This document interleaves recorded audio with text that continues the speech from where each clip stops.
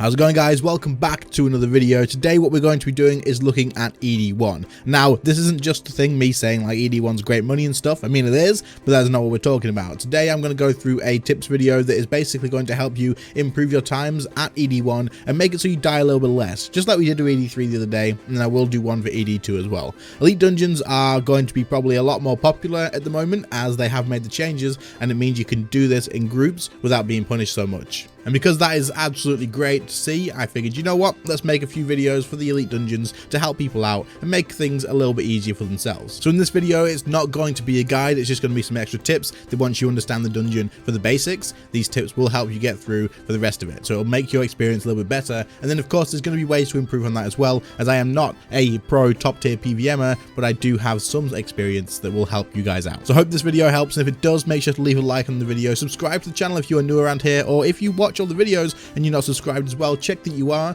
and get subscribed. Other than that, let's get going. Okay, so this first tip is going to be very early on, right here at the beginning of the dungeon, and you can go down here to this step here and you can bladed dive and surge straight ahead and diagonally through here. It's just going to save you a little bit of time, and it's going to avoid these guys here. It's literally just a little bit of a shortcut. What you want to do is when you're stood here, just bladed dive and surge in this corner over here, and you'll see you'll fly directly through just like that. What you want to do is when you're stood here, just bladed dive and surge in this corner over here, and you'll see you'll fly directly through just like that.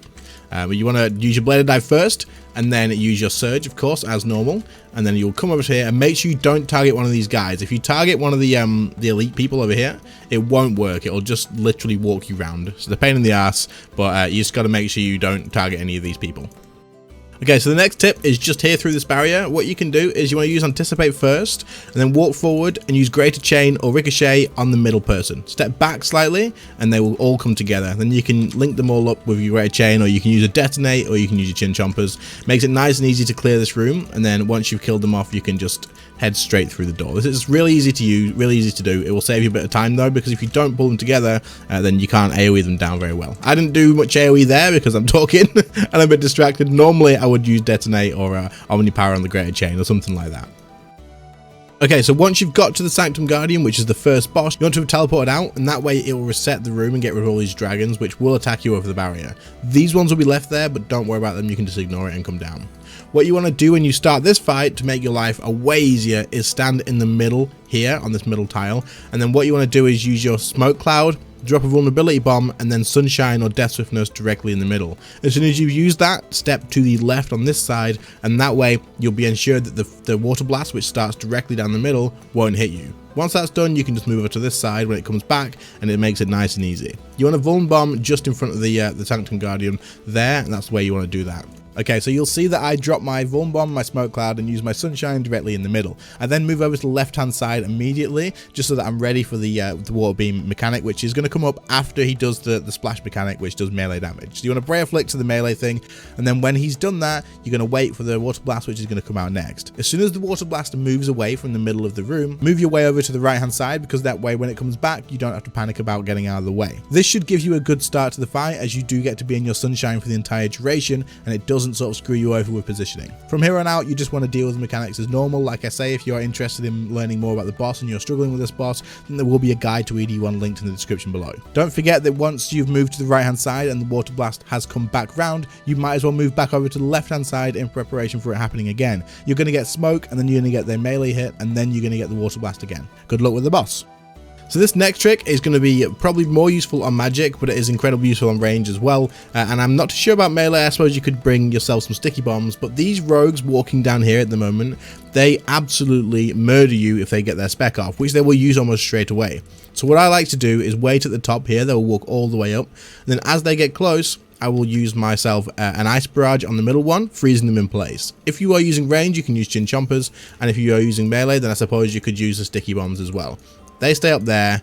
I get the time that I need to kill these three down here before they get to me, and that way I don't have to worry about them absolutely murdering me. So they're on the way down now, but by the time they get here, I should be done. There we go, and we can go. Let me show you what happens if you do let them get their spec off, because it's important for you guys to know that this does a lot of damage. So we'll just get ready to use Devotion, because it absolutely wrecks. Watch the damage. Watch the absolute slaughter that they do. Yep, there you go. So as you can see, if you don't freeze them, It can go bad pretty quick. If they do get to you, just use devotion. You'll be fine. I might die here, actually. No, we're okay. Cool. Coming up next is the big room at the top here with all the mages on it. There's a quick shortcut to get up to the top very quickly, but also there's a way that you can deal with it nice and easy, and that's what I'm going to talk about, because this is a bit that killed me a hell of a lot when I first started doing Elite Dungeon 1, so I wanted to make sure I included this in the video. But we're going to kill these 3 mages off down here first. That opens this barrier here. You don't have to kill anything else. And then we're going to make our way up. As you get to this pillar here, you want to surge and blade of life just up to the top, and it'll take you diagonally up to where they are. When you're up here, put a bleed on and stand yourself against the wall.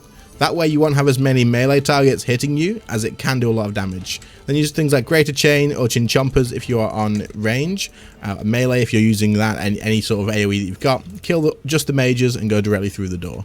If you stand against the wall, all of the summoned little melee monsters that they do spawn will not absolutely murder you. But if you stand in the middle, they can crowd around you and it absolutely wrecks. For this room here, what I like to do is stand against this pillar. That way they all crowd around you quite nicely. And then you can put your bleeds on, you can use your Greater Chain or any Chin Chompers that you've got, making sure to focus the middle. And then just throw out any AoE that you do have. Once you've killed off all of them, the next room will open, leading us into our next little tip that we have for you. Okay, so with those gone, I'm just going to go into free camera and show you why we are doing what we're doing here. So, this room here contains 2 more of those rogues that absolutely slaughter you, just like in the other room. Can we not free camera? Is it not going to work? Free camera wouldn't work. So on the left of this wall here, we have a rogue hidden, and then on the right of this one, we have a rogue hidden as well. So, what you want to do is avoid these and not aggro them at all, because if you do aggro them and you don't run the right way on the next bit, you can get absolutely slaughtered from these as well. So what you want to do is make sure you're stood on this tile here, just at the top of the steps, but 1 step down, and then you can surge and bladed dive past the mercenaries, and this will make you avoid these rogues. It'll look something like this, assuming I do it right. So as you can see, the rogues are not aggroed, and I can freeze these or just ignore them, and I can run hugging this wall down here, and then go all the way down to this corner. If you go in this corner, anything that follows you will stack up along this wall here, meaning it does make it a lot less risky. But if you don't pull those rogues, your life is so much easier, so you don't have to watch your devotion or anything like that for when they're using the spec, because sometimes that can be the end of your life. It really can. Next up, we have Masuta. Masuta is a boss that a lot of people struggle with, and there is a few things you can do to make your life a bit easier. However, once you have got this down, there's a few things you can do to also speed up the kill, and these things will mostly apply to that. If you are looking for an actual guide on Masuta or ED1 in general, I will link my ED1 guide in the description below, so you can go and watch that if you do need anything more in-depth about how to actually kill this boss, because we're only going to cover a couple of things during this. So first of all, he is going to start the fight by just running towards you and attacking you normally. After he's done a few regular attacks, he's going to start using his spinning mechanic. When he spins, he deals a lot of damage, and the damage does increase over time as well. So what you want to do here is tank maybe like 1 or 2 hits, and then after a couple of seconds of him spinning, you just want to use devotion and make sure you are praying protect from melee. The first couple of hits on the spin don't do that much damage, but also if you devotion after the first couple of hits, your devotion will last for the entire duration of the rest of his first spin. This means you can stay inside a Death Swiftness or a Sunshine without having to be pushed out of it, and it just means you can get as much damage off as possible without being slaughtered. In the future though, if you don't have devotion available and he does start spinning, make sure you do get out of the way, as this will kill you pretty rapidly. Once you have reached his phasing HP and he goes into the next phase, what's going to happen is he's going to summon waters around the room. Now you can do 2 things here. You can either stand directly at the far south of the room and just wait for the waters to all spawn, and then eventually Masuta will come back and attack you, and you can just kill the waters that can reach you, and you can just go back to killing Masuta.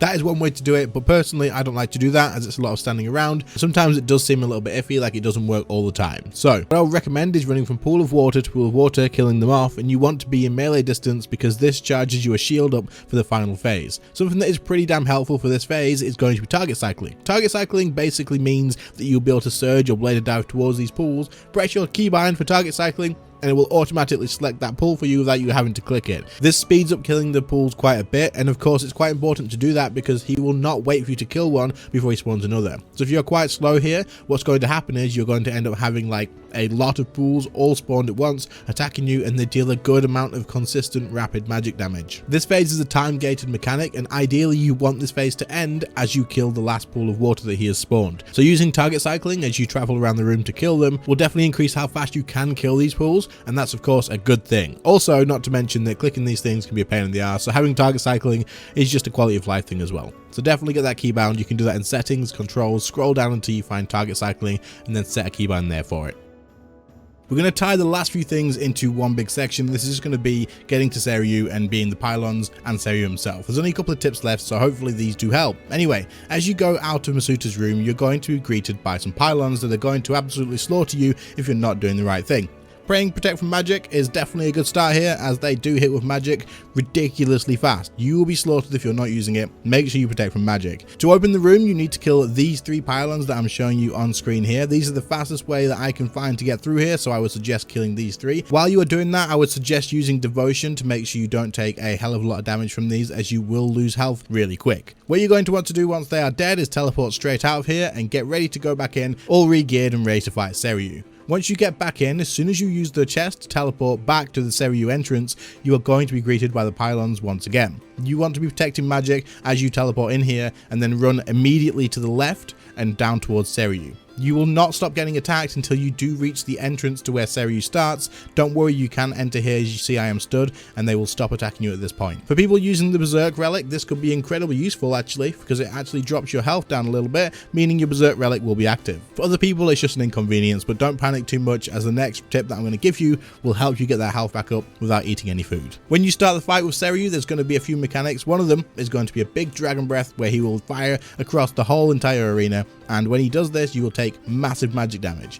However, it is incredibly easy to notice, it is incredibly easy to time, and what you want to do is take off your prayer, put on a shield and use resonance. If you do this, you will basically heal up to full health no matter what. It is a massive heal, and if you are nearly dead and you aren't praying magic when you resonance this, you will get a full heal. You don't have to worry about it being sniped by anything else, as when he does this, he cannot attack you, and as long as you don't walk into anything else that is going to trigger it, like another mechanic or anything, then nothing else is going to take the resonance away from you. For the final tip of this video, as you climb up onto Seiryu's back, the camera does this really annoying thing that drives me insane and was annoying as hell when learning this boss. As you try and target the crystal, everybody does this same thing. If you try and target it, you will hover your mouse over the top of it, and then as you jump up, the camera shifts over. This throws your cursor way off from where you want to be clicking, and you kind of lose a couple of seconds, which is kind of important, especially with those blobs coming soon. So what you want to do instead is right click the crystal as you are climbing up onto Seiryu's back, and this way when the camera does move, you will still have the options to target the crystal straight away, and you won't have to fumble around trying to figure out where it is. This saves a lot of time, and to be honest, I think this is probably one of the best things to know about during Seiryu at all. Honestly, I think this probably changed a lot for me and managed to help me get the 2 cycle down, as I was fumbling with this a lot and it was really frustrating, and it just kind of makes everything a lot better. Other than that though, there's not much else for me to say apart from what would be said in the guide anyway. So if you guys are interested in watching the guide, if you do need it, like I say, it will be in the description below, so feel free to go and watch that, and hopefully that helps you get your first kills. Thank you to the channel members who support the channel that bit extra each and every day. Your names will be on screen right now, and of course I very much appreciate it. You guys are crazy, and it helps out a hell of a lot. If you did enjoy this video and it did help you out, then leave a like, subscribe to the channel if you are new. Thank you all so much for watching. I appreciate that too, and I will see you all in the next one. See you later, guys.